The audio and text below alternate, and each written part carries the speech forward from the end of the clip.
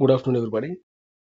మనం వచ్చేసి already Indian society, structure of Indian society, multi ethnic, multi religious, అనేక కులాలు, మతాలు, ప్రాంతాలు, భాషలు. సో ఇండియన్ స్ట్రక్చర్లో, ఇండియన్ సొసైటీ స్ట్రక్చర్లో ఇవన్నీ ఉన్నాయని డిస్కస్ చేసుకున్నాం కదా. ఇప్పుడు వచ్చేసి ఏవైతే ఉన్నాయని చెప్పుకున్నాము, ఈ కులాలు, మతాలు, వీటి మధ్య సమస్యలు ఏమున్నాయి, సోషల్ ఇష్యూస్ అంటారు వీటిని, అవి ఏమున్నాయి డిస్కస్ చేసుకుందాం. నెక్స్ట్ వచ్చేసి లాస్ట్ టాపిక్ వచ్చేసి మెకానిజం ఫర్ దట్, అంటే ఆ సోషల్ ఇష్యూస్కి గవర్నమెంట్ తీసుకున్న ఇనిషియేటివ్స్ ఏంటి అనే దాని గురించి ఆల్రెడీ ఒక ఇష్యూ చెప్తూ దాని గురించి గవర్నమెంట్ లెజిస్లేషన్స్ అంటే ఏ శాసనాలు చేసింది, ఏ చట్టాలు చేసింది అని చెప్పేసి అలా డిస్కస్ చేసుకోవడం జరిగింది. అంటే లాస్ట్ 2 టాపిక్స్ కూడా ఇండియన్ సొసైటీలో కవర్ అయిపోతున్నాయి అన్నమాట. అయితే ప్రతి ఒక్కరి కన్ఫ్యూజన్ ఏంటంటే, ఇండియన్ సొసైటీ అనేది థియరిటికల్గా ఉంది, క్వశ్చన్స్ ఎట్లా అడుగుతారు, క్లమ్జీగా ఉంది, అది ఏదైనా కన్ఫ్యూజన్ చాలా మంది. కొంతమంది అయితే నోట్స్ ఇవ్వండి, లేకపోతే రెఫరెన్స్ బుక్స్ ఏమైనా ఉంటే ప్రిఫర్ చేయండి, చదువుతామన్నారు. బుక్స్ అవసరం లేదండి. క్లాస్ ఎందుకు తీసుకొచ్చామంటే జస్ట్ విని ఎక్కడైతే స్ట్రెస్ చేస్తామో ఇక్కడ ఈ పాయింట్ ఉండదు, సో ఖచ్చితంగా గుర్తుపెట్టుకోవాలి అని. ఇప్పుడు ట్రైబ్స్ ఉన్నాయి, ఆ ట్రైబ్స్లో వచ్చేసి వాళ్ళ నేమ్స్ గుర్తుండకపోవచ్చు. సో అలాంటప్పుడు దాన్ని ఒక పేపర్ మీద రాసుకుంటే ఇండియన్ సొసైటీ మొత్తము ఒక్కసారి వింటే చాలండి. ఈ క్లాస్ అయిపోయిన తర్వాత నేను నెక్స్ట్ వీడియోలో వచ్చేసి ఎవ్రీ టాపిక్ మీద ఎంసీక్యూస్ పెడతాను, సో మీకు ఒక ఐడియా వస్తుంది. అంటే వన్ మోర్ థింగ్ వచ్చేసి, వీడియోస్ అయితే చూస్తున్నారు, సబ్స్క్రైబ్ చేయట్లేదు, సబ్స్క్రైబ్ చేసుకోండి, మీ ఫ్రెండ్స్ కూడా షేర్ చేయండి, నచ్చితే లైక్ చేయండి, డౌట్స్ ఉంటే కామెంట్ చేయండి, ఓకే, మర్చిపోవద్దు. అయితే ఇప్పుడు టాపిక్ వచ్చేసి క్యాస్ట్ సిస్టమ్ అండి. క్యాస్ట్ సిస్టమ్ గురించి ఆల్రెడీ డిస్కస్ చేసుకున్నాం స్టార్టింగ్ లో. మల్టీ ఎథనిక్ సొసైటీలో క్యాస్ట్ సిస్టమ్స్ అంటే 4 ఫోల్డ్, అంటే మనిషి పుట్టుకుని బట్టి మన వేదాలు లేకపోతే ప్రాచీన కాలంలో ఎట్లా డివైడ్ చేశారంటే, బ్రాహ్మణులు, క్షత్రియులు, వైశ్యులు, శూద్రులుగా అయితే వాళ్ళు డిఫైన్ చేయడం జరిగింది. ఇక్కడ ఆ, మన హిందూ కల్చర్, మన హిందూ ట్రెడిషన్ ప్రకారం మనుస్మృతి అని ఒకటి ఉంది. మనుస్మృతి ధర్మం అంటారు. అంటే ఏంటంటే, ఈ మనుస్మృతి అనేది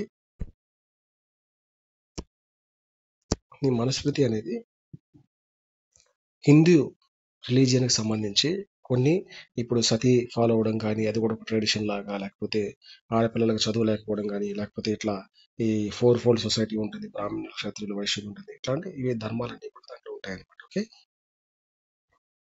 ఉండడమే కాకుండా దాన్ని ఖచ్చితంగా ఫాలో అవ్వాలి అన్నది కూడా మనుస్మృతి చెప్తుంది అనమాట. అదొక టెక్స్ట్ అనుకోండి, ఒక బుక్ అనుకోండి, రిలీజియస్ బుక్ అనుకోండి. ఓకే, నెక్స్ట్ కానీ చూసుకున్నట్లయితే, క్యాస్టిజం అంటే మీకు తెలుసు, మనిషి పుట్టుకుని బట్టి వచ్చిందని చెప్పొచ్చు. ఓకే, ఇక్కడతో క్యాస్టిజం అనేది ఇంట్రడక్షన్ అయిపోయింది.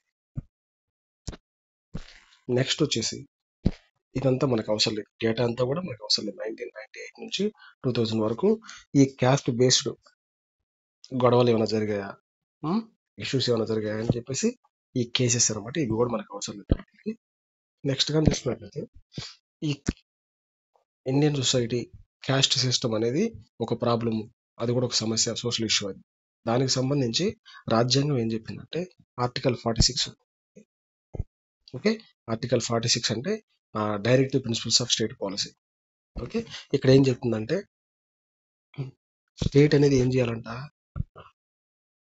Education and economic upliftment of the weaker sections, ఎవరైతే ఎస్సీ ఎస్టీలు ఉంటారో వాళ్ళకి వచ్చేసి ఎడ్యుకేషన్ ప్రొవైడ్ చేయాలి, అదేవిధంగా ఆర్థికంగా వాళ్ళని వచ్చేసి ముందుకు తీసుకురావాలని చెప్పేసి రాష్ట్రానికి సూచిస్తుంది రాజ్యాంగం. ఏ ఆర్టికల్ అంటే ఆర్టికల్ 46 ప్రకారం. సో ఇది గుర్తుపెట్టుకోండి. ఓకే, నెక్స్ట్ థింగ్ వచ్చేసి, వాళ్ళకి వచ్చేసి ఇంజస్టిస్, ఎక్కడైతే అన్యాయం జరుగుతూ ఉందో ఆ అన్యాయాన్ని మొత్తాన్ని తగ్గించాలి, గవర్నమెంట్ దగ్గర ఇనిషియేటివ్ తీసుకురావాలని చెప్పేసి కూడా రాజ్యాంగం అయితే చెప్తూ ఉంది. అయితే ఇంకా కానీ చూసుకున్నట్లయితే ఆర్టికల్ 15 అండి. ఆర్టికల్ 15 ఏం చెప్తుందంటే, no citizen shall on grounds of religion, race, caste, sex or place of birth be subjected to any discrimination. అంటే ఈ కులాన్ని బట్టి కానీ, మతాన్ని బట్టి కానీ, రంగుని బట్టి కానీ, అంటే వాళ్ళు పుట్టిన ప్రదేశాన్ని బట్టి కానీ ఎవరిని కూడా డిస్క్రిమినేట్ చేయకూడదు అని చెప్పేసి భారత రాజ్యాంగం అయితే మనకు ఫండమెంటల్ రైట్స్ అయితే ఇచ్చిందన్నమాట. ఓకే, నెక్స్ట్ కానీ చూసుకున్నట్లయితే, ఇంకా రాజ్యాంగం ఏం చెప్తుందంటే, ప్రతి ఒక్కరికి భారతదేశంలో ఉన్న ప్రతి ఒక్క సిటిజన్ కూడా ఈక్వాలిటీ ఆఫ్ స్టేటస్, అంటే సమానమైన అవకాశాలను అయితే అందరి ప్రజలకు సమానంగా అయితే ఇస్తుంది అనమాట భారత రాజ్యాంగం. ఒకరిని ఎక్కువ ఒకరిని తక్కువ చేయడం అయితే జరగదు. ఓకే, నెక్స్ట్ కానీ చూసుకున్నట్లయితే, protection of civil rights act అంటే ఈ యాక్ట్ ప్రకారం protection of civil rights act 1955 ప్రకారం ఏంటంటే అన్టచబిలిటీ దాన్ని అంటరానితనాన్ని అబాలిష్ చేయడం అయితే జరిగింది, రద్దు చేయడం అయితే జరిగింది అనమాట. ఎవరైనా దీన్ని ప్రాక్టీస్ చేస్తే, ఎవరైనా వేరే వాళ్ళని ఇట్లా అన్టచబుల్ గా పరిగణిస్తే వాళ్ళని ఖచ్చితంగా ఈ చట్టం ద్వారా శిక్షించడం అయితే జరుగుతుంది అనమాట. అదే విధంగా చూసుకున్నట్లయితే SC/ST prevention of atrocities act 1989 దీని ప్రకారం కూడా ఎక్కడైతే SC/STల మీద డిస్క్రిమినేషన్ జరుగుతుందో, ఎక్కడైతే వాళ్ళు అణచివేయబడుతున్నారు, ఎక్కడైతే వాళ్ళు ప్రాబ్లమ్స్ గురవుతున్నారో, ఎవరైతే వాళ్ళని గురి చేస్తున్నారో వాళ్ళ మీద క్రిమినల్ IPC సెక్షన్స్ పెట్టి వాళ్ళనైతే శిక్షించడం అయితే జరుగుతుంది అనమాట. దీనికోసం స్పెషల్ కోర్ట్స్ అనేవి అరేంజ్ చేస్తారు. ఆ కేసులు అనేవి త్వరగా తీసుకుంటారు. త్వరగా ఆ కేసు అనేది హియరింగ్ జరిగి త్వరగా శిక్ష పడడం అయితే జరుగుతుంది అనమాట. స్పెషల్ కోర్ట్స్ అనేవి పెట్టారనమాట. ఓకే. నెక్స్ట్ కానీ చూసుకున్నట్లయితే కాన్స్టిట్యూషన్ లో 65th కాన్స్టిట్యూషనల్ అమెండ్మెంట్ యాక్ట్ 1990 కానీ, లేకపోతే నేషనల్ కమిషన్ అనేది SC/STలకు ఉంది. ఆ కమిషన్ ద్వారా కానీ వీటన్నిటి ద్వారా ఎంక్వైరీ చేస్తారనమాట. అంటే వాళ్ళ కండిషన్ ఎట్లా ఉంది, ఎక్కడెక్కడ వాళ్ళు స్టేటస్ మెరుగుపడిందా లేదా, ఓకే, ఎక్కడైనా ప్రాబ్లమ్స్ ఫేస్ చేస్తున్నారని చెప్పేసి నేషనల్ కమిషన్ ఫర్ SC/ST వాళ్ళు రిపోర్ట్ తయారు చేసి ప్రెసిడెంట్కి అయితే సబ్మిట్ చేయడం జరుగుతుంది. ప్రెసిడెంట్ వచ్చేసి దాన్ని పార్లమెంట్ లో పెట్టి డిస్కస్ చేసి ఎక్కడన్నా కొత్త చట్టాలు ఏమైనా తీసుకురావాలా వాళ్ళ డెవలప్మెంట్ కోసం అని చెప్పేసి ఇది ఒక ప్రాసెస్ అనమాట. ఇట్లయితే జరుగుతుంది అనమాట. ఇక్కడికి అయిపోయింది క్యాస్ట్ సిస్టమ్. క్యాస్ట్ సిస్టమ్ అంటే ఏంటి? క్యాస్ట్ అనేది 4 వర్ణ సిస్టమ్. ఇది మనిషి పుట్టుకుని బట్టి ఇది హిందూ రిలీజియన్ లో నుంచి వచ్చింది. సో అయితే ఎక్కడైతే క్యాస్ట్ డిస్క్రిమినేషన్ జరుగుతున్నాయి, ఎక్కడ జరుగుతున్నాయి? మ్యారేజ్ విషయంలో కానీ, వాళ్ళ టెంపుల్లోకి రానికపోవడం కానీ, అయితే తాగడానికి నీళ్ళు ఇవ్వకపోవడం కానీ బావిలో నుంచి. సో ఇలాంటివన్నీ ఉన్నాయన్నమాట. ఓకే. అయితే గవర్నమెంట్ కొన్ని చట్టాలు తీసుకొచ్చింది. ఆర్టికల్ 46 ప్రకారము ఎడ్యుకేషనల్ గా వాళ్ళని సోషల్ గా, ఎకనామికల్ గా అప్లిమెంట్ చేయాలని చెప్పేసి వాళ్ళని ఒక స్టేజ్ కి తీసుకురావాలని చెప్పేసి భారత రాజ్యాంగం అయితే డైరెక్టివ్ ప్రిన్సిపల్స్ ఆఫ్ స్టేట్ పాలసీలో చెప్పడం అయితే జరిగింది అనమాట. నెక్స్ట్ కానీ చూసుకున్నట్లయితే ప్రొటెక్షన్ ఆఫ్ సివిల్ రైట్స్ అంటే ప్రజల హక్కులకు పరిరక్షణ కల్పించే చట్టాన్ని ఒకదాన్ని తీసుకొచ్చారు. దాన్ని 1955 లో. దీని ప్రకారం ఏంటంటే అన్టచబిలిటీని వచ్చేసి బ్యాన్ చేయడం అయితే జరిగింది అనమాట. దాన్ని ఎవరు ప్రాక్టీస్ చేయకూడదు. చేస్తే ఖచ్చితంగా వాళ్ళకైతే శిక్ష తప్పదు. స్పెషల్ కోర్ట్స్ ఏర్పాటు చేశారు దానికోసము. SC/ST prevention of atrocities act 1918 ప్రకారము స్పెషల్ కోర్ట్స్ అయితే ఏర్పాటు చేశారు. IPC సెక్షన్స్ కింద వాళ్ళకైతే త్వరగా జడ్జిమెంట్ జరిగి వాళ్ళకి వచ్చేసి శిక్ష అయితే పడడం జరుగుతుంది. నెక్స్ట్ కానీ చూసుకున్నట్లయితే నేషనల్ కమిషన్ ఫర్ SC/STs ఉంది, కాన్స్టిట్యూషనల్ బాడీస్ ఉన్నాయి.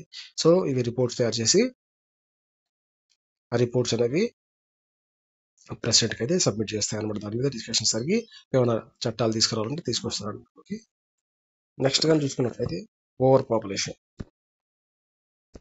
ఓవర్ పాపులేషన్ అంటే మీకు తెలుసు కదా, జనాభా పెరుగుదల ఎప్పుడైతే పెరుగుతుందో మన దగ్గర ఉన్న తక్కువ రిసోర్సెస్, అంటే మన దగ్గర 1 కిలో రైస్ ఉందనుకోండి, మన ఇంట్లో వచ్చేసి ఒక 2 to 3 మెంబర్స్ అయితే రైస్ సరిపోతుంది. అదే 10-15 మెంబర్స్ ఉంటే రైస్ ఎట్లా అడ్జస్ట్ అయితే రాదు. ఎప్పుడైతే అడ్జస్ట్ అయితే తింటామో అప్పుడు ఏమవుతుందంటే మనకు కావాల్సిన పోషకాహారం అనేది బాడీకి అంతగా ఎట్లా తయారవుతాం అంటే చూపిస్తా ఉంటాం. సరే ఇట్లా ఇక్కడ క్వశ్చన్స్ చూడండి. ఇక్కడ ఏమైనా ఉందా స్టమక్ లో? ఈ తల్లికి ఏం ఎనర్జీ ఉంటే ఈ బిడ్డకి పాలిస్తుంది. చూడండి సివియర్ స్టమక్స్ చూడండి. ఇది సిచ్యువేషన్. మనం ఎంతసేపటికి సినిమా యాక్టర్ షో, లేకపోతే ఆ బిగ్ బాస్ షోలో, లేకపోతే ఆ పొలిటీషియన్స్ జగన్మోహన్ రెడ్డి, చంద్రబాబు, వాళ్ళ తోపులు వీళ్ళ తోపులు అని చెప్పేసి స్టేటస్లు పెట్టుకుంటూ వాళ్ళే అధికారంలోకి రావాలి, రాజన్న రాజ్యం, రాజన్న రాజ్యం, రామరాజ్యం కాదు కదా. మనం గుర్తుపెట్టుకోవాల్సింది భారతదేశ జవాన్లని, ఫ్యామిలీని వదిలేసి ఆ మంచులో భారతదేశాన్ని విదేశీ డాగ్స్ నుంచి రక్షిస్తూ ఉన్నారు. ఓకే. అయితే ఓవర్ పాపులేషన్ కానీ చూసుకున్నట్లయితే 2011 జనాభా లెక్కల ప్రకారం వచ్చేసి 120 కోట్ల భారతదేశం అయితే ఉన్నారు. అయితే భారతదేశంలోని సెకండ్ పాపులస్ కంట్రీ అని చెప్పొచ్చు. అయితే ఫస్ట్ కంట్రీ వచ్చేసి ప్రపంచంలో అత్యధిక జనాభా కలిగిన కంట్రీ వచ్చేసి చైనా నంబర్ 1 ప్లేస్ లో ఉంది. అయితే 2025 కల్లా భారతదేశం అనేది చైనా అయితే దాటిపోతుంది. ఆల్రెడీ దాటిపోయింది కూడా, బట్ అఫీషియల్ గా అయితే ఇంకా అనౌన్స్మెంట్ అయితే చేయలేదు అనమాట. అయితే ఈ ఎఫెక్ట్స్ కానీ చూసుకున్నట్లయితే పాపులేషన్ పెరగడం వల్ల ఎటువంటి ప్రాబ్లమ్స్ వస్తాయి అనేది కానీ చూసుకున్నట్లయితే ఉద్యోగాలు తక్కువ, జనాభా ఎక్కువ పెరిగిపోతే ఉద్యోగాలు అనేది తక్కువ ఉంటే అన్ఎంప్లాయ్మెంట్ అనేది ఏర్పడుతుంది కదా, ఉద్యోగాలు ఉండవు. అదేవిధంగా ఎక్స్ట్రాగా వచ్చేసి ఇల్లు కట్టించాలి, వాళ్ళకి సర్వీసెస్ ప్రొవైడ్ చేయాలి. అదేవిధంగా వచ్చేసి మనకున్న రిసోర్సెస్ ఉంటాయి కదా, వనరులు తక్కువ ఉండడం వల్ల వాటిని ఎక్కువ మంది ప్రజలకు వాడడం వల్ల త్వరగా ఇవి అంతరించిపోవడం అయితే జరుగుతుంది అనమాట, తగ్గిపోవడం అయితే జరుగుతుంది. అదేవిధంగా ఎప్పుడైతే ఎక్కువ మంది జనాభా ఉంటారో మన ప్రొడక్షన్ ఉత్పత్తి తక్కువ ఉండడం వల్ల దానివల్ల ఇన్ఫ్లేషన్ రేట్స్ కూడా పెరిగిపోతాయి అనమాట. అదేవిధంగా చూసుకున్నట్లయితే పేదరికం పెరిగిపోద్ది. పేదరికం ఎప్పుడైతే పేదరికం పెరుగుతుందో ఫుడ్ కోసం గొడవలు జరుగుతాయి, దొంగతనాలు జరుగుతాయి, క్రైమ్స్ జరుగుతాయి. ఓకే, ఇదంతా ప్రాసెస్ అనమాట. అయితే ఇంకా ఏమైనా కారణాలు ఉన్నాయని చూసుకున్నట్టయితే ఇంతకు ముందు లాగా ఏం చేస్తారు, ఇంతకుముందు పేదరికం అనేది ఎక్కువ ఉండేది. సోషల్ ఎవిల్స్ అంటే సమాజంలో రుగ్మతలు ఎక్కువ ఉండేవి, అన్టచబుల్ కానీ, దళితులు కానీ, ఇట్లాంటివి ఎన్నో ప్రాబ్లమ్స్ ఉండేవి సొసైటీలో. వీటి వల్ల త్వరగా మ్యారేజెస్ అనేవి జరిగేవి అనమాట. చైల్డ్ మ్యారేజెస్ ని ఎంకరేజ్ చేశారు అప్పుడు, ప్రాబ్లమ్స్ అనేవి ఉన్న వాళ్ళు పేదరికం వల్ల. సో అవి అన్నీ కూడా మళ్ళీ డెవలప్ అవుతాయి అనమాట. ఎర్లీ మ్యారేజ్ కానీ, లేకపోతే ప్రపంచంలో యూనివర్సల్ మ్యారేజ్ సిస్టమ్ ఫాలో అవ్వడం కానీ, లేకపోతే ఈ పావర్టీ, పేదరికం వల్ల ఏం జరుగుతుంది, ఎవరు పిల్లల్ని వచ్చేసి స్కూల్కి పంపించరు, దానివల్ల ఏం జరుగుతుంది, అక్షరాస్యత అనేది తగ్గుతుంది అనమాట, నిరక్షరాస్యులు ఎక్కువ అవుతారు అనమాట. అదేవిధంగా ముసలోళ్ళకి వచ్చేసి ఎటువంటి ఆర్థిక సహాయం అనేది ఉండదు అనమాట, ఎట్లా బతకాలి ఓల్డ్ ఏజ్లో. సో ఇలాంటి సిచ్యువేషన్స్ అన్ని కూడా వస్తాయన్నమాట. కల్చరల్ మన ఆచార సంప్రదాయాలు కూడా మారుతాయి. చైల్డ్ మ్యారేజ్ కొత్త కొత్త తీసుకురావడం వల్ల ఓల్డ్ ట్రెడిషన్స్ తీసుకురావడానికి జరుగుతుంది అనమాట. అయితే ఇంకా కానీ చూసుకున్నట్లయితే గవర్నమెంట్ ఏమైనా చట్టాలు తీసుకొచ్చిందా ఈ పాపులేషన్ కంట్రోల్ చూసుకున్నట్లయితే, నేషనల్ ఫ్యామిలీ వెల్ఫేర్ ప్రోగ్రామ్ తీసుకురావడం జరిగింది 1951లో. అయితే దీని యొక్క లక్ష్యం ఏంటంటే రెడ్యూసింగ్ ద బర్త్ రేట్, అంటే బర్త్ రేట్ని తగ్గించడం అనమాట. నేషనల్ ఇన్కమ్ మన జాతీయ ఆదాయాన్ని దృష్టిలో పెట్టుకొని గవర్నమెంట్ వచ్చేసి ఎంతమంది పిల్లల్ని కనాలని చెప్పేసి అలాంటి చట్టాలను తీసుకొచ్చి ఆ, ఈ ఈ బర్త్ రేట్ని తగ్గించడం అనమాట. నెక్స్ట్ కానీ చూసుకున్నట్లయితే the reproductive and child health programme అనే దాన్ని 1997లో అయితే ఈ చట్టాన్ని తీసుకురావడం జరిగింది. దీని ద్వారా ఏంటంటే ఫ్యామిలీ ప్లానింగ్ వచ్చేసి ఎంకరేజ్ చేస్తారు ఫ్యామిలీ. ఓకే, నెక్స్ట్ ఇంకా చూసుకున్నట్లయితే నేషనల్ పాపులేషన్ పాలసీ 2000 తీసుకురావడం జరిగింది. దీని ప్రకారం ఏంటంటే ప్రజల యొక్క అనుమతి తీసుకొని ఎవరైతే ఫ్యామిలీ ప్లానింగ్ చేసుకోవాలో వాళ్ళని ఎంకరేజ్ చేసి, దానివల్ల బెనిఫిట్స్ ఎంకరేజ్ చేసి వాళ్ళనైతే ఫ్యామిలీ ప్లానింగ్ చేసుకునేలా సర్వీసెస్ అని ప్రొవైడ్ చేయడము. అదేవిధంగా చూసుకున్నట్లయితే next national rural health machine 2005. దీని ప్రకారం వచ్చేసి ఇవి చూడండి, ఇదేంటి సార్ చెప్పుకుంటూ వెళ్తున్నారు, ఎట్లా గుర్తుపెట్టుకోవాలంటే ఈ స్కీమ్స్ వరకు పక్కన జస్ట్ ఒక పేపర్లో రాసుకొని దాని పక్కన ఇది ఎందుకంటే ఫ్యామిలీ ప్లానింగ్ ఏ డేట్లో అనౌన్స్ చేశారు, నెక్స్ట్ దాని యొక్క ఆబ్జెక్టివ్ ఏంటి, ఒక పేపర్లో మొత్తం ఇండియన్ పాలిటీ రాసుకోవచ్చు, ఒక paper not page, both sides కలిపి ఇండియన్ సొసైటీ అయితే కంప్లీట్గా రాసుకోవచ్చు. నేషనల్ రూరల్ హెల్త్ మిషన్ చూసుకున్నట్లయితే వీళ్ళు ఉంటారు చూసారా, రూరల్ పాపులేషన్ వాళ్ళకి వచ్చేసి సరైన హెల్త్ కేర్ ఫెసిలిటీస్ కల్పించాలి. మెడిసిన్స్ కానీ, లేకపోతే సర్వీసెస్ అందించడం కానీ, డాక్టర్స్ని ప్రొవైడ్ చేయడం కానీ. ఓకే, ఇవన్నీ కూడా అదేవిధంగా ఈ మదర్స్ ఉంటారు కదా, వాళ్ళకు వచ్చేసి పోషకాహారాన్ని అందించడం కానీ, వాళ్ళకి కావాల్సిన మెడిసిన్స్ అందించడం కానీ, ఇవన్నీ చేయడం అయితే జరుగుతుంది అనమాట పిల్లలకి మదర్. ఇంకా చూసుకున్నట్లయితే వాళ్ళకు వచ్చేసి శానిటేషన్ కల్పించడం, అంటే పారిశుద్ధ్యం, ఈ బాత్రూమ్లు కానీ, లేకపోతే ఈ ఏమంటారు డ్రైనేజీ వెళ్తాయి కదా, కాలువలు తవ్వించడం కానీ, ఇవన్నీ కూడా చేయడం అయితే జరుగుతుంది అనమాట. చూసుకున్నట్లయితే వాళ్ళకి న్యూట్రిషన్ అందించడం కానీ, సేఫ్ డ్రింకింగ్ వాటర్ అందించడం కానీ. అదేవిధంగా దీనికోసం డిస్ట్రిక్ట్ ప్లాన్ని అమలు చేయడం కానీ అయితే జరుగుతుంది అనమాట. ఇంకా చూసుకున్నట్లయితే స్లమ్ ఏరియాస్లో కూడా వాళ్ళకి కావాల్సిన ఫెసిలిటీస్ అయితే ఈ సేఫ్ డ్రింకింగ్ వాటర్ కానీ, లేకపోతే న్యూట్రిషన్ కానీ, వాళ్ళకి కావాల్సిన పరిశుభ్రంగా ఉండడానికి వాళ్ళకి కావాల్సిన ఫెసిలిటీస్ కానీ కల్పించడం అయితే జరుగుతుంది అనమాట. అదేవిధంగా హాస్పిటల్లో కానీ చూసుకున్నట్లయితే స్టెరిలైజేషన్ బెడ్ స్కీమ్ అనేది ఒకటి తీసుకొచ్చారు. దీన్ని తీసుకొచ్చేసి బెడ్స్ అయితే ఎవరైతే ఇట్లా వీకర్ సెక్షన్స్ ఉన్నారో, ఎవరైతే ప్రాబ్లమ్స్ ఫేస్ చేస్తున్నారో వాళ్ళ కోసం వచ్చేసి ఈ బెడ్స్ అయితే రిజర్వ్ జరుగుతుంది అనమాట. ఓకే, ఇంకా చూసుకున్నట్లయితే పవర్టీలో వచ్చేసి మామూలుగా పేదరికం అంటే ఏంటి, వాళ్ళు వచ్చేసి తినడానికి సరిగా ఫుడ్ ఉండదు, మినిమం తాగడానికి వాటర్ ఉండదు, చదువుకోవడానికి విద్య ఉండదు, కరెంట్ ఉండదు, ఇట్లా ఇట్లా మనం డిఫైన్ చేసుకుంటాం కదా. కానీ కొంతమంది ఏం చేశారంటే తెందుల్కర్ మెథడాలజీ తీసుకొచ్చారు. మెథడాలజీ ప్రకారం అంటే రోజుకి ఇంత అమౌంట్ అనేది వాళ్ళు స్పెండ్ చేయాలి, ఇంత అమౌంట్ స్పెండ్ చేసి దాని ప్రకారం ఇంత ఫుడ్, అంటే ఇంత న్యూట్రిషన్ అనేది ఉండాలి, ఇన్ని క్యాలరీస్ వాళ్ళు తీసుకోవాలి, ఇన్ని క్యాలరీల ఫుడ్ వాళ్ళు తీసుకోవాలి. ఓకే, చెప్పేసి డిఫైన్ చేయడం. ఎవరైతే ఆ క్యాలరీల ఫుడ్ వాళ్ళ గవర్నమెంట్ పెట్టిన టార్గెట్ కంటే తక్కువ క్యాలరీ ఫుడ్ తీసుకుంటారో వాళ్ళందరూ పేదరికంలో ఉన్నట్టు అని చెప్పేసి తెందుల్కర్ మెథడాలజీ అయితే ఫాలో అవడం అయితే జరిగిందనమాట. గుర్తుపెట్టుకోండి. ఇక్కడ ఏంది పేదరికాన్ని ఎట్లా డిఫైన్ చేస్తారు, తెందుర్కర్ మెథడాలజీ. అది కూడా క్యాలరీ బేస్డ్ అనమాట. రూరల్ ఏరియాస్లో కానీ చూసుకున్నట్లయితే రోజుకి ఎంత ఇవి అనమాట, మీరు పేపర్ మీద నోట్ చేసుకోవాల్సింది. రోజుకి రూరల్ ఏరియాస్ ఎంత టార్గెట్ పెట్టారంటే 26 రూపీస్. ఓకే. అర్బన్ ఏరియాస్లో వచ్చేసి 32 రూపీస్. ఎందుకంటే ఫుడ్ అవన్నీ కాస్ట్ ఎక్కువ ఉంటాయి కాబట్టి. అయితే ఏ, ఈ ప్రపంచంలో ప్రపంచ బ్యాంక్ ఉంది కదా, దాని టార్గెట్ ఎంతంటే $1.25 పర్ డే. అంటే రోజుకి $1.25 అనేవి టార్గెట్ పెట్టింది. కానీ భారతదేశం వచ్చేసి 1.25 కంటే తక్కువే పెట్టింది అనమాట. 26 పర్ డే, 32 పర్ డే అనమాట, తక్కువ. ఓకే. టార్గెట్ ఇంత మనీ యూజ్ చేయాలి రోజుకి. ఒకరు ఫుడ్ 3 పూటలు కలిపి ఇంత ఫుడ్ వచ్చేసి ఇంత అమౌంట్ ఇన్వెస్ట్ చేస్తే వాళ్ళు సేఫ్ జోన్లో ఉన్నట్టు, పేదరికంలో లేనట్టు అనమాట. దానికంటే తక్కువ అయితే వాళ్ళు పేదరికంలో ఉన్నట్టు అనమాట. ఓకే.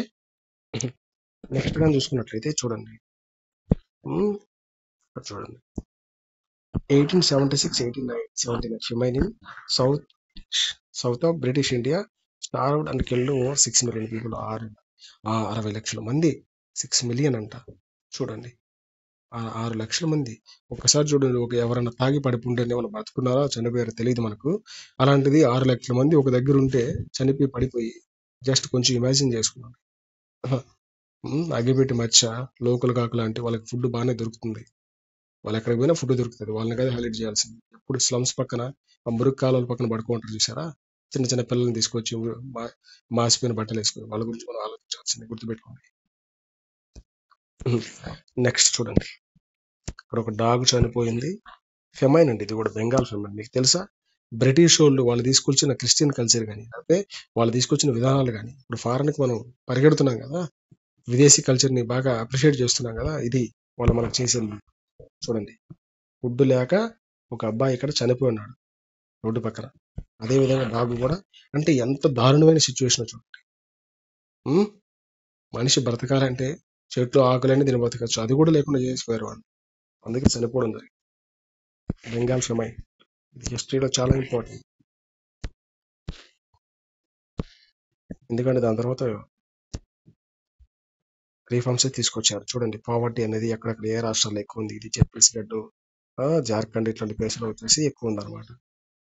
ఒరిస్సా, నాకు తెలిసి ఆంధ్రప్రదేశ్ అనేది కొంచెం సేఫ్ జోన్లోనే ఉన్నట్టుంది. ఇండియాలో చూసుకుంటే 22% ఉందండి పేదరికము. ఇండియాలో 22%, వరల్డ్లో వచ్చేసి 18%. ఇండియా చూసేస్తే 270 మిలియన్ పీపుల్ అనేది పేదరికంలో ఉన్నారు. ప్రపంచంలో కానీ చూసుకున్నట్లయితే 1260 మిలియన్ వచ్చేసి పేదరికంలో అయితే ఉన్నారు అన్నమాట. ఎక్కువ పేదరికం వచ్చేసి ఆఫ్రికాలో ఉన్నారు. ఇక్కడ చూడండి, పర్సంటేజ్ ఆఫ్ పాపులేషన్ పేదరికంలో ఉన్నారు. అయితే ఇక్కడ రోజుకి $2 అంటే ఒక 75 to 80 రూపీస్ వేసుకుందాం. అంటే 160 రూపీస్ కంటే తక్కువ సంపాదనతో బతుకుతున్న వాళ్ళు ఎంతమంది ఉన్నారు కానీ చూసుకున్నట్లయితే, ఈ బ్లూ కలర్ ఉంది కదా, కెనడా కానీ, యుఎస్ఏ కానీ, లేకపోతే ఈ రష్యా కానీ, వీళ్ళు మాత్రం అక్కడ 2% ప్రజలు మాత్రమే $2 కంటే తక్కువ సంపాదన అయితే వాళ్ళకు ఉందన్నమాట. ఇంకా మన ఇండియా ఎక్కడ ఉంది చూద్దాం. బ్రౌన్ కలర్లో ఉంది. 80% పీపుల్, 61 to 81% పీపుల్ వచ్చేసి రోజుకి $160 కూడా సంపాదించట్లేదు. ఇంకా మన అన్ఎడ్యుకేటెడ్ యూత్ అయితే 160 రూపీస్ కదా, 1 రూపీ కూడా లేదు. ఓకే. ఎందుకంటే మన ఎడ్యుకేషన్ అంతా యూట్యూబ్ మీద ఉంది. ఎడ్యుకేషన్ అంతా ఎక్కడ ఉందంటే టిక్టాక్ లో ఉంది. మన ఎడ్యుకేషన్ అంతా ఎక్కడ ఉందంటే బిగ్ బాస్ షోకి ప్రచారాలు చేయడంలో ఉంది. అది. ఇంకా చూసుకున్నట్లయితే కాజెస్, పేదరికానికి ఈ పాపులేషన్కి ఇప్పుడు పేదరికం వల్ల ఈ దీని కారణాలు కానీ చూసుకున్నట్లయితే, పాయింట్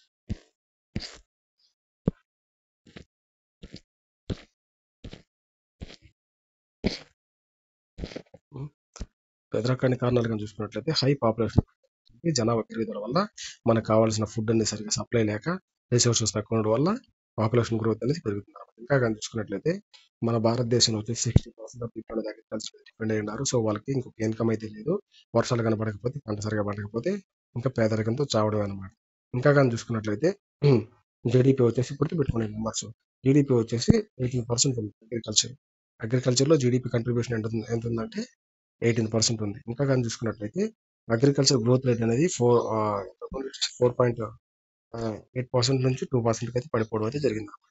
అయితే గవర్నమెంట్ తర్వాత గ్రీన్ రివల్యూషన్, వైట్ రివల్యూషన్ ఇట్లాంటి ఎన్నో రివల్యూషన్స్ తీసుకొచ్చారు, డెవలప్ చేశారు. ఇప్పుడైతే పర్లేదు అనమాట, సెల్ఫ్ సఫిషియెంట్ గానే ఉన్నాం. ఓకే. అయితే ఇంకా కానీ చూసుకున్నట్లయితే ఏంటి వీటి వల్ల పంటలకి ఎట్లా ఏ విధంగా ప్రాబ్లమ్స్ వస్తూ ఉన్నాయంటే చూసుకుంటే మాన్సూన్ దెబ్బతినడం కానీ, ఋతుపవనాలు దెబ్బతినడం కానీ, లేకపోతే న్యాచురల్ క్యాలమిటీస్ అంటే రెయిన్స్, ఫ్లడ్స్ ఎక్కువ రావడము, ఎక్కువ రైన్ పడ్డము, అతివృష్టి అనావృష్టి అంటారు కదా, అట్లా పంటల నాశనం అయితే జరుగుతుంది అనమాట. అయితే ఈ పవర్టీ వల్ల వచ్చేసి అన్ఎంప్లాయ్మెంట్ కూడా ఉంటుంది, ఉద్యోగాలు అనేవి తక్కువ ఉంటాయి. అదేవిధంగా కరప్షన్ పెరిగిపోద్ది. ఓకే. అదేవిధంగా ఈ బ్లాక్ మనీ కూడా పెరిగిపోద్ది. దోచుకోవడానికి అంటే ఈ రాజకీయ నాయకులు వచ్చేసి రాజకీయాలకు దోచుకోవడానికి వస్తారు. నెక్స్ట్ కానీ చూసుకున్నట్లయితే ఈ పేదరకము, ధనవంతులు పేదవాళ్ళ మధ్య ఈ వ్యత్యాసం అనేది ఇంకా పెరిగిపోద్ది. ఇంకా కానీ చూసుకున్నట్లయితే స్కిల్ బేస్డ్ ఎడ్యుకేషన్ కూడా ఉండదన్నమాట. ఇప్పుడు మన బీటెక్ ఉంది కదా, మనం ఇంతకుముందు ఎగ్జాంపుల్ పెద్ద పెద్ద మోటార్లు ప్రాక్టికల్ చేసుకొస్తాం, ఇంట్లో వచ్చేసి ఒక స్విచ్ని కూడా రిపేర్ చేయలేము. అది మన క్వాలిటీ ఆఫ్ ఎడ్యుకేషన్ ఇండియాలో బీటెక్ వాళ్ళకి. ఓకే. ఇంకా చూసుకున్నట్లయితే దీనివల్ల పేదరికం వల్ల ఎటువంటి ప్రభావాలు ఉంటాయంటే ఆకలితో చనిపోవడం కానీ, హంగర్ డెత్ కానీ, అదేవిధంగా పోషకాహార లోపం కానీ, ఆ పోషకాహార లోపం పుట్టకపోవడం వల్ల మెంటల్గా ఇల్లున్న పిల్లలు పుట్టడం కానీ, లేకపోతే ఈ కాళ్ళు చేతులు వంగిపోయి సో ఇట్లాంటి పిల్లలు పుట్టడం కూడా జరుగుతుంది. ఇంకా చూసుకుంటే ఎప్పుడైతే సరిగా ఫుడ్ ఉండదో రకరకాల జబ్బులు అనేవి కూడా, వాతావరణం సరిగా పరిశుభ్రంగా ఉంచుకోము, రకరకాల జబ్బులు అయితే వస్తాయి అనమాట. ఇంకా చూసుకున్నట్లయితే మరణాలు పెరిగిపోతాయి. అదేవిధంగా ఈ క్రైమ్స్, నేరాలు పెరిగిపోతాయి, గొడవలు స్టార్ట్ అవుతాయి, సమాజంలో అన్రెస్ట్ అనేది జరుగుతుంది అనమాట. నెక్స్ట్ కానీ చూసుకున్నట్లయితే గవర్నమెంట్ ఈ పేదరిక నిర్మూలన కోసం ఏమైనా ప్రోగ్రామ్స్ తీసుకొచ్చింది అంటే వేజ్ ఎంప్లాయ్మెంట్ ప్రోగ్రామ్ తీసుకొచ్చింది అనమాట. అంటే వాళ్ళకి వచ్చేసి వేతనాలు ఇస్తుంది అనమాట ఎవ్రీ మంత్ కూడా. ఎట్లా అంటే ఈ ఇంటిగ్రేటెడ్ డెవలప్మెంట్ ప్రోగ్రామ్స్ ఉన్నాయి కదా, national rural integrated development programs, కరువు పని ఇట్లాంటివన్నీ తీసుకొచ్చి వాళ్ళకి అమౌంట్ ఇస్తూ వేజ్ ఎంప్లాయ్మెంట్ ప్రోగ్రామ్స్ ఇట్లాంటివి అయితే తీసుకురావడం జరిగింది. నెక్స్ట్ కానీ చూసుకున్నట్లయితే సెల్ఫ్ ఎంప్లాయ్మెంట్ ప్రోగ్రామ్స్ అనమాట. అంటే సెల్ఫ్ ఎంప్లాయ్మెంట్ ప్రోగ్రామ్స్ అంటే ఏంటంటే సెల్ఫ్ ఎంప్లాయ్మెంట్ అంటే ఏంటి, సొంతంగా పని చేసుకోవడం, ఏదైనా ఇడ్లీ బండి పెట్టుకోవడము, లేకపోతే లోన్స్ తీసుకొని ఇంకేదైనా వ్యాపారం స్టార్ట్ చేయడం, ఇట్లాంటి గవర్నమెంట్ కూడా ఫెసిలిటీస్ అయితే కల్పించడం స్టార్ట్ చేసింది. Next food security programs, national food security mission ఉంది కదా, ఫుడ్ సెక్యూరిటీ యాక్ట్ కూడా ఉంది కదా. సో వీటి ప్రకారం ఏం చేస్తుంది, మనకి ఎవ్రీ మంత్ రేషన్లో బియ్యము ఇట్లా గ్రెయిన్స్ అనేవి ఇవ్వడం అయితే జరుగుతుంది అనమాట. నెక్స్ట్ కానీ చూసుకున్నట్లయితే సోషల్ సెక్యూరిటీ ప్రోగ్రామ్స్, ఇది కూడా ఫుడ్ సెక్యూరిటీలో ఇది కూడా వన్ ఆఫ్ ది పార్ట్ అనమాట. ఓకే. నెక్స్ట్ కానీ చూసుకున్నట్లయితే అదేవిధంగా పట్టణాల్లో కూడా అర్బన్ పవర్టీ ఎలివేషన్ ప్రోగ్రామ్స్ కూడా తీసుకోవడం అయితే జరిగింది. ఓకే. వాళ్ళకు కూడా రేషన్ ప్రొవైడ్ చేయడము, వాళ్ళకి కావాల్సిన ఫెసిలిటీస్ ప్రొవైడ్ చేయడం అయితే జరిగింది. ఇంకా కానీ చూసుకున్నట్లయితే పవర్టీ ఎలివేషన్ ప్రోగ్రామ్స్లో ఇంకా ఏమేమి తీసుకొచ్చిందంటే government national old age pension scheme తీసుకొచ్చింది. ఇలాంటివి రాసుకోవాలి. మంత్ ఇంతకుముందు వచ్చేసి మంత్కి వచ్చేసి 200 పర్ మంత్ ఉండేది, అది కూడా వచ్చేసి 60 నుంచి 79 ఇయర్స్ మధ్యలో ఉన్న వాళ్ళకి, అయితే అబోవ్ 8 ఇయర్స్ కానీ అయితే 500 అయితే చేయడం జరిగింది. అది కూడా వచ్చేసి 2011, 2012 సంవత్సరంలో అనమాట. నెక్స్ట్ కానీ చూసుకున్నట్లయితే నేషనల్ ఫ్యామిలీ బెనిఫిట్ స్కీమ్ కూడా తీసుకొచ్చారు. ఇది వచ్చేసి 1995లో తీసుకురావడం జరిగింది. Government of India sponsored scheme, sector scheme, వీటి మధ్య డిఫరెన్సెస్ ఏంటంటే స్పాన్సర్డ్ అంటే ఇంకొక పార్ట్నర్ కూడా ఉన్నారన్నారు. సెక్టార్ అంటే అది ఒకటి పార్ట్నర్స్ లేకుండా ఓన్ అనమాట. అంటే గవర్నమెంట్ ఆఫ్ ఇండియా అంటే national central government sponsored scheme అంటే central government plus state government షేర్లు వేసుకొని చేస్తాయన్నమాట. అదేవిధంగా సెంట్రల్ సెక్టార్ స్కీమ్ అంటే ఓన్లీ సెంటర్ మాత్రమే డబ్బులు వేసుకొని చేయడం అయితే జరుగుతుంది అనమాట, డబ్బులు ఇన్వెస్ట్ చేయడం అయితే జరుగుతుంది అనమాట. ఓకే. అయితే ఇక్కడ కానీ చూసుకున్నట్లయితే ఇప్పుడు బ్రెడ్ విన్నర్ ఉంటారు కదా ఫ్యామిలీలో. బ్రెడ్ విన్నర్ అంటే ఏంటి, ఇంట్లో ఒకరు సంపాదిస్తూ ఉంటే మిగిలిన కూర్చొని తింటూ ఉంటారు. సో ఆ సంపాదించే వ్యక్తి ఉంటారు చూసావా, ఆ సంపాదించే వ్యక్తి సడన్గా చనిపోయినట్లయితే ఆ ఫ్యామిలీకి వచ్చేసి 20,000 రూపీస్ అయితే ఇవ్వడం జరుగుతుంది. అది కూడా ఎవరికంటే ఆ నెక్స్ట్ ఎవరైతే ఫ్యామిలీలో హెడ్ ఉంటారో, చనిపోయిన తర్వాత నెక్స్ట్ మదర్ ఉంటారు కదా, ఫాదర్ చనిపోతే మదర్ ఉంటారు, మదర్ ఫాదర్ ఉంటారు కదా, వాళ్ళకైతే 20,000 ఇస్తుంది. ఆ 20,000 ప్రకారం వాళ్ళు ఏదైనా చిన్న వ్యాపారం పెట్టుకొని ఫ్యామిలీని వచ్చేసి ముందుకు తీసుకురావాలి అని చెప్పేసి ఆ ఇంటెన్షన్తో గవర్నమెంట్ వచ్చేసి నేషనల్ ఫ్యామిలీ బెనిఫిట్ స్కీమ్ అయితే తీసుకురావడం అయితే జరిగిందనమాట. ఇది కూడా బీపీఎల్ ఫ్యామిలీస్, ఎవరైతే బిలో పవర్టీ లైన్ ఫ్యామిలీస్ ఉన్నారో, పేదరికం ఉన్నారో వాళ్ళకైతే తీసుకొచ్చారనమాట. ఓకే, నిజంగా నెక్స్ట్ కానీ చూసుకున్నట్లయితే నేషనల్ మెటర్నిటీ స్కీమ్ అనమాట. ఎవరైతే ప్రెగ్నెంట్ మదర్స్ ఉంటారో వాళ్ళకి వచ్చేసి 500 రూపీస్ అయితే ఫస్ట్ 2 పిల్లలు పుడతారు కదా, ఆ 2 పిల్లలకి ఫస్ట్ 2 ప్రెగ్నెన్సీస్ అనమాట, వాళ్ళకి వచ్చేసి 500 రూపీస్ అయితే ప్రొవైడ్ చేయడం జరుగుతుంది. అదేవిధంగా చూసుకున్నట్లయితే ఈ ఎవరికి ప్రొవైడ్ చేస్తారంటే 19 ఇయర్స్ కంటే ఎవరికైతే ఏజ్ ఉంటుందో, 19 ఇయర్స్ కంటే తక్కువ ఏజ్ మ్యారేజ్ చేసుకుంటే అది చైల్డ్ మ్యారేజ్ కిందకి వస్తుంది కదా, అది క్రైమ్ కదా. ఓకే, 19 ఇయర్స్ కంటే ఎవరికైతే ఎక్కువ మ్యారేజ్ ఉంటుందో, ఎవరైతే మ్యారేజ్ చేసుకునే నెక్స్ట్ 2 ప్రెగ్నెన్సీకి వచ్చేసి వాళ్ళకి 500 రూపీస్ అయితే ప్రొవైడ్ చేయడం జరుగుతుంది. అది కూడా వాళ్ళ న్యూట్రిషన్ కోసం, వాళ్ళైతే ఈ ప్రెగ్నెన్సీ ఖర్చుల కోసం పెట్టుకోవడం అయితే జరుగుతుంది అనమాట. అది కూడా ఎప్పుడంటే given normally 12 to 8 weeks before the birth, in case of death of the child of the women can still avail it. అంటే బిడ్డ పుట్టడానికి 12 నుంచి 12 to 8 weeks బిఫోర్ బర్త్ అనుకుంటే 8 నుంచి 12 ఈ వారాల మధ్యలో, ఇంకా బిడ్డ పుడతానికి ఆ వారాల మధ్యలో వచ్చేసి వాళ్ళకి మనీ అయితే ఇస్తారు. ఒకవేళ బిడ్డ చనిపోయిన తర్వాత, డెలివరీ తర్వాత ఆ మనీ అయితే ప్రొవైడ్ చేయడం అయితే జరుగుతుంది అనమాట. అయితే ఇంకా కానీ చూసుకున్నట్లయితే ఇక్కడ జనని సురక్ష యోజన, అదేవిధంగా ఈ జేఎస్ఓ అండ్ జేఎస్ఎస్కే ప్రోగ్రామ్స్ కూడా గవర్నమెంట్ తీసుకురావడం జరిగింది అనమాట. దీని ప్రకారం వాళ్ళకి వచ్చేసి ఫ్రీ డ్రగ్స్ ఇవ్వడం కానీ, అదేవిధంగా వచ్చేసి వాళ్ళకి ఏమైనా హెల్త్ చెకప్లు చేయడం కానీ, ఫ్రీగా బ్లడ్ ప్రొవైడ్ చేయడం కానీ, ఎవరికైనా హెవీ బ్లీడింగ్ కానీ అయితే డెలివరీ సమయంలో, అదేవిధంగా వచ్చేసి సి సెక్షన్ డెలివరీస్ కూడా వాళ్ళకి ఫెసిలిటీస్ కల్పించడం కానీ, ఫ్రీ ట్రాన్స్పోర్ట్ ఫెసిలిటీస్ కల్పించడం కానీ, సో ఇట్లాంటివన్నీ కూడా గవర్నమెంట్ అనేది ప్రొవైడ్ చేయడం అయితే జరుగుతుంది అనమాట. అయితే ఇక్కడ చూడండి, జన సురక్ష యోజనలో వచ్చేసి ఇన్స్టిట్యూషనల్ డెలివరీ అంటే హాస్పిటల్లో డెలివరీ చేయడం అనమాట. అంటే ఎప్పుడు వాళ్ళకి వచ్చేసి 5,000 అనేది ప్రొవైడ్ చేస్తారు, వాళ్ళకి ఖర్చుల కోసం 5,000 అనేది ప్రొవైడ్ చేస్తారు. అయితే ఈ అమౌంట్ అనేది ఇప్పుడు టైమ్ ఆఫ్ డెలివరీ లేకపోతే డెలివరీ అయిన 7 రోజుల లోపల వచ్చేసి 5,000 రూపీస్ అయితే వాళ్ళకి జనని సురక్ష యోజన కింద ప్రెగ్నెంట్ మదర్స్కి అయితే అందించడం అయితే జరుగుతుంది. ఇది కూడా ఎప్పుడంటే గుర్తుపెట్టుకోండి, ఈ స్కీమ్స్ వచ్చేసి కరెంట్ అఫైర్స్ బేస్డ్ అనమాట. అప్ టు 1 year వరకు వాళ్ళకి వచ్చేసి ఎటువంటి ఫెసిలిటీస్ కల్పిస్తారు పిల్లలకి. ఇది మదర్స్కి 5,000, అదేవిధంగా ఫ్రీ చెకప్లు, మెడిసిన్స్ ఇవన్నీ వాళ్ళకి ఇస్తారనమాట. అది కూడా డెలివరీకి ముందు వితిన్ 7 రోజుల ముందు, లేకపోతే డెలివరీ తర్వాత 7 రోజుల ముందు అయితే అందించడం జరుగుతుంది అనమాట. అయితే అదేవిధంగా పుట్టిన బేబీస్కి ఎట్లా అంటే వాళ్ళకి కావాల్సిన మెడిసిన్స్ కానీ, లేకపోతే వైద్య పరీక్షలు కానీ, అదేవిధంగా బ్లడ్ కానీ, డైట్ ఫెసిలిటీస్ కానీ, ఏం ఫుడ్ తినాలో న్యూట్రిషన్ అందించడం కానీ, అదేవిధంగా ఏమైనా హెల్త్ ఇష్యూస్ వస్తే వాటికి కావాల్సిన ట్రాన్స్పోర్ట్ ఫెసిలిటీస్ కానీ, ఈ ఛార్జెస్ ఉంటాయి కదా, ఛార్జెస్ వాటిని ప్రొవైడ్ చేయడం కానీ, ఇవన్నీ కూడా చేయడం అయితే జరుగుతుంది అనమాట. ఇంకా కానీ చూసుకున్నట్లయితే integrated rural development program IRDP discuss చేసుకున్నాం కదా. ఇది ఎప్పుడు ఇంట్రొడ్యూస్ చేశారంటే 1978-79లో ఇంట్రొడ్యూస్ చేయడం అయితే జరిగింది. ఇది కూడా దీని యొక్క ముఖ్య ఉద్దేశంగా చూసుకున్నట్లయితే పావర్టీని నిర్మూలించడం, అలివేట్ రూరల్ పావర్టీ అనమాట. అంటే విలేజెస్లో పావర్టీని అయితే తగ్గించడం అనమాట. నెక్స్ట్ కానీ చూసుకున్నట్లయితే ఇది income generate assets to the poor అనమాట. అంటే ఏదో ఒక కరువు కానీ ఇట్లాంటి ఒక వర్క్స్ ఇచ్చేసి ప్రజలు, ఆ తర్వాత దాని ద్వారా వాళ్ళకి శాలరీస్ ఇవ్వడము, వేజెస్ ఇవ్వడము, దాని ద్వారా వాళ్ళ దగ్గర మనీ వస్తుంది, వాళ్ళకి కావాల్సిన ఫుడ్ అనేది వాళ్ళు కొనుక్కోగలరు, తినగలరు. దీనివల్ల పేదరికాన్ని అయితే నిర్మూలించవచ్చు అని చెప్పేసి టార్గెట్ పెట్టుకోవడం జరిగింది. నెక్స్ట్ కానీ చూసుకున్నట్లయితే రూరల్ హౌసింగ్ ఇందిరా ఆవాస్ యోజన. దీని ప్రకారం వచ్చేసి గవర్నమెంట్ అనేది కొంత అమౌంట్ ఇస్తుంది. అది కూడా ఎంత అంటే 20 లక్షల ఇల్లు అనేది కట్టించాలని టార్గెట్స్ పెట్టుకున్నారు. దాంట్లో వచ్చేసి 13 లక్షల ఇల్లు అనేవి విలేజెస్ లో కట్టించాలి, 7 లక్షల ఇల్లు అనేది టౌన్స్ లో కట్టించాలని చెప్పేసి ఈ స్కీమ్ ద్వారా పెట్టడం అయితే జరిగింది అనమాట. అయితే ఇక్కడ కానీ చూసుకున్నట్లయితే గవర్నమెంట్ అనేది ఇక్కడ లోన్స్ ఇస్తుంది. అది కూడా సబ్సిడైజ్డ్ రేట్స్కి వచ్చేసి హౌసెస్ అనేవి కట్టిస్తారు అనమాట. 1999 నుంచి 2000 వరకు. Okay.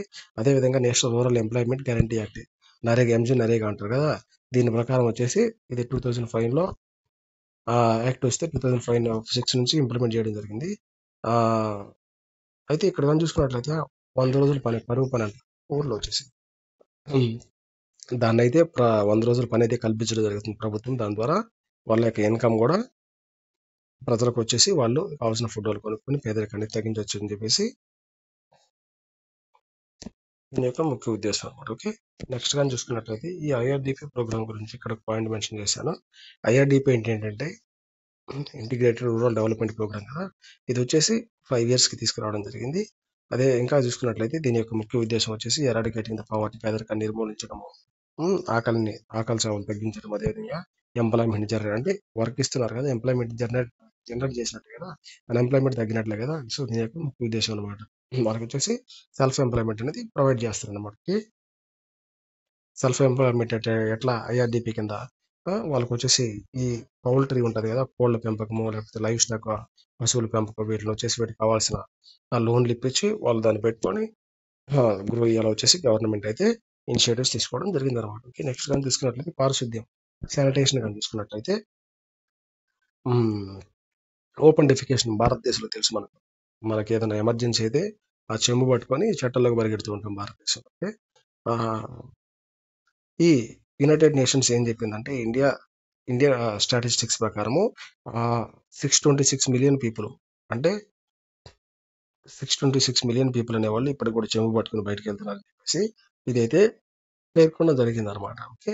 World largest open air toilet అనమాట భారతదేశం. ప్రపంచంలో ఎక్కువ ఎవరు బయటకు వెళ్తున్నారు చెంబు పట్టుకుని అంటే భారతదేశంలో ఉండే వాళ్ళే చెంబు పట్టుకుని వెళ్తున్నారు అనమాట. ఇంకా చూసుకున్నట్లయితే మన నైబరింగ్ కంట్రీస్ అయిన పాకిస్తాన్, బంగ్లాదేశ్, ఆఫ్ఘనిస్తాన్ కదా, వీటికంటే దరిద్రమైన స్టేజ్లో అయితే మనం ఉన్నాం అనమాట. అవి కూడా మనకంటే శానిటేషన్లో బెటర్గానే ఉన్నారు. వాళ్ళకి చెంబులు పట్టుకుని పోవట్లేదు, వాష్రూమ్లోకి వెళ్తున్నారు. ఓకే. ఇంకా కానీ చూసుకున్నట్లయితే 2008 నుంచి కానీ చూసుకున్నట్లయితే ఓన్లీ 31% మాత్రమే వాళ్ళకి ఈ శానిటేషన్, వాష్రూమ్స్ ఇవన్నీ ఇంప్రూవ్ అవ్వడం జరిగింది అనమాట 2008 ప్రకారం. ఇంకా కానీ చూసుకున్నట్లయితే రూరల్ ఏరియాస్లో వచ్చేసి 72% పాపులేషన్ వాళ్ళు ఇంకా కూడా రూరల్ ఏరియాస్లో 72% పాపులేషన్ ఉంటే వాళ్ళలో వచ్చేసి 21% అనేది ప్రాపర్ శానిటేషన్ అనేది వాళ్ళకి లేదనమాట. అర్బన్ ఏరియాస్లో వచ్చేసి 54% వరకు ఇంప్రూవ్మెంట్ అయితే జరిగిందనమాట. ఓకే.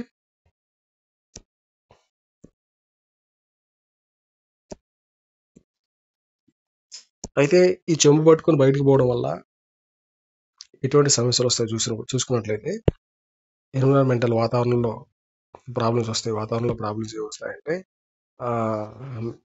దీన్ని ఇంతకంటే ఎక్కువ డిస్కస్ చేయకూడదు. వాతావరణ సమస్యలు వస్తాయి. నెక్స్ట్ వచ్చేసి హెల్త్ ఇష్యూస్ వస్తాయి. ఆ పురుగులు, ఈగలు వాటి మీద వాలి మళ్ళీ మధ్యనే ఫుడ్ మీద వాలి సోదంతా ఉంటుంది. నెక్స్ట్ సామాజిక సమస్యలు కూడా వస్తాయి. అదేవిధంగా ఫ్యామిలీ సేఫ్టీ, థియేటర్ గజ్జత ఆవరణ కూడా వస్తాయి. ఓకే. నీట్గా లేకపోతే.